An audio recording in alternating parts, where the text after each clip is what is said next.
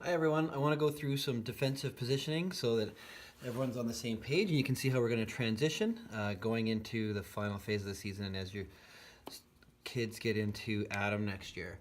So as you'll probably notice, if our goalie is here, we've been teaching the kids 3-on-3 that if the puck comes in, we want to get first on that puck. All right, the second player in should immediately go and support by position and protecting the house. We've talked a little bit about that already. Okay, so we want nothing to do with any kind of business in there.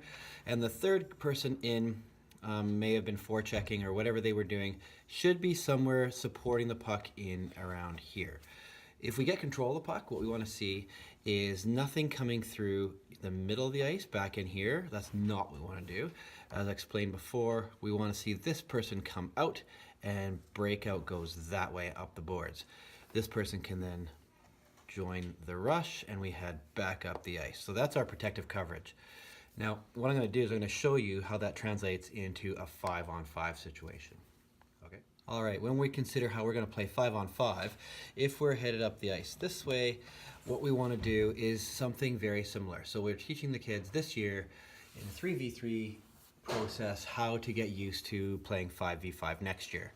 So again, if we have the puck comes into that corner, that same corner, we should have a D-man on that immediately. And the other D-man should be protecting the house, similar to how we had before. Okay. Next, we want to consider how we're going to kind of situate ourselves in our zone, because it's possible we could get hemmed in, and we need to make sure we're getting coverage. So what I'm going to teach the kids is that we're actually going to divide the zone into 4 sections. Okay, and the hash marks are a good guide for the wingers. Okay, so we're going to end up playing a box +1. All right, so they're going to have other players obviously in position and playing. So we want our winger kind of being in that I formation up here, getting ready to go out this way, but also needs to maintain some eye on the middle of the ice just in case they have to come back here and support. We'll have another winger that over on this side. And so that's our 4D, and so that's our box, essentially, that's our box, and then our center is center support. We want that person on and near the puck in all 4 corners of the ice. All right, I'm going to erase some lines and show you how this will transpire. Okay, so here we are, we're looking at the puck in our zone, and they're situated in an I formation just the same way we would. Okay, so like I said before, we want to have a D-man here, putting pressure on, taking that kind of problem away. We want to have a winger here so that outlet can come up those boards. All right. He can also pick up that loose centerman if he's in there, that kind of thing. So he's got to this winger has to keep an eye on things. In the house, we should have another D-man, obviously taking care of that person there. And then we'll have our other winger in this area here. Okay, so that means we can have center support, and so we should be able to win that battle 2v1. Okay, although they should, yeah, so we should be able to win that battle 2v1 every time. So that's the goal anyway. So that's our coverage, and so what that means is this winger here is basically responsible for this entire quadrant. He'll be facing with his skates facing the boards and trying to cut off any outlet to this area and looking over his shoulder and making sure this person gets tied up. But the center can do that too. All right. What happens though is if that puck does come up, he should pursue and try his best to get that puck out. All right. The center will come up and support, and this winger will stay right here looking for any kinds of this guy coming in possibly, or any kind of other stuff. But what we're going to look at next is if we have it reverse. So if it does reverse, we should have this D rotate in. Okay, this D will come to the front. Center will continue to support the puck in every facet. This person should hinge out towards the boards. And this guy, I don't know if you can see that, he will come back into the middle, into that area here. All right, and so that rotation should continue, and what our goal is to do is this winger should either chip that puck across to the centerman who's going to be coming through this way in a flat pass, What I don't want to see is the centerman swinging up here and cheating for offense and trying to get a pass like this. As a bantam player, he will get hammered that way, and it's just not an effective way to break out because those passes often get picked up. So we want that flat pass there. If that doesn't work, we also want a bounce, like a chip and go. If that puck gets out, we'll all be happy. Okay, because that means all these orange guys over here, they'll all have to tag up. So our centerman can then come up and put pressure. This winger, we'll talk about him in a minute. He should be able to put some pressure on there as well. Okay, so I'm going to erase this and just show you what the breakout should look like. Our defensive zone coverage then is that box +1. Okay, so what you're going to see now is our breakout. So if the puck is in this corner, what we want to try and do is, again, very rarely do I want to see that puck ever come in here. That's really a no-go. We just don't want the puck there.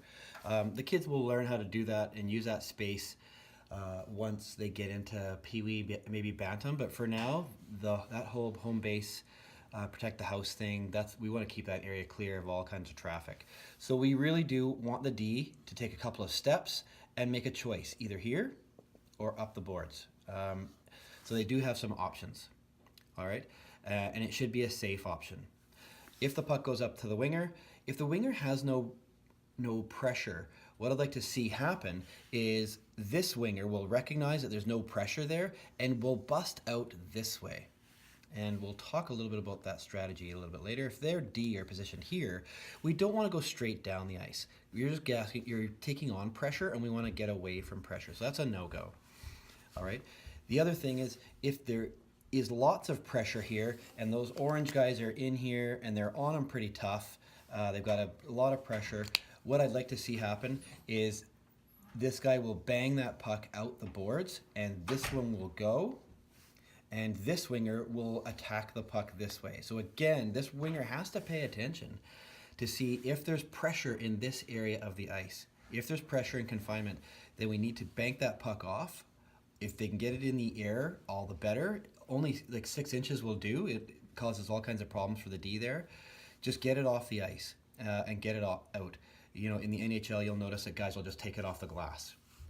Right? And if that happens, this winger has to read, oh, there's pressure, I'm going to come and support on the high side of the puck. And we're okay with that.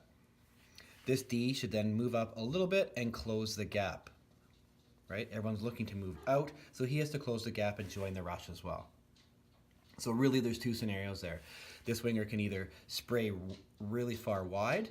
That's because if this centerman gets this puck right here on a flat pass, which is sweet, he'll likely take a couple of steps more toward the middle of the ice, and this guy should get outside that center circle for a fast pass out there and really move that puck and stretch their D. What that does is this guy has to backpedal. Obviously, he's going to hinge because he does not want to get beat, and he can't keep an eye on the puck coming across and this guy at the same time. So this winger is really critical, this weak side winger. Okay, for this last section, I'll just show you from the opposite angle how it's going to play out.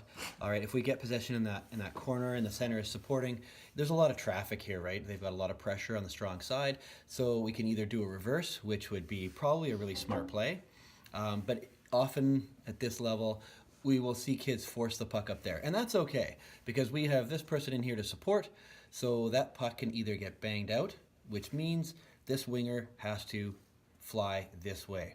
Okay, if the center manages to get that puck and peel it out, okay, he can always change course and split, okay, because that's what we want to try and do. We don't want to be on top of each other, but usually in this scenario when its strong side is loaded up with 3 guys, we want to see that puck banged out. The center and this winger will likely fly down and be aggressive on the forecheck that way. That's what we want to try and see, which means this guy will likely come up and he'll be F3, if you remember from the previous video.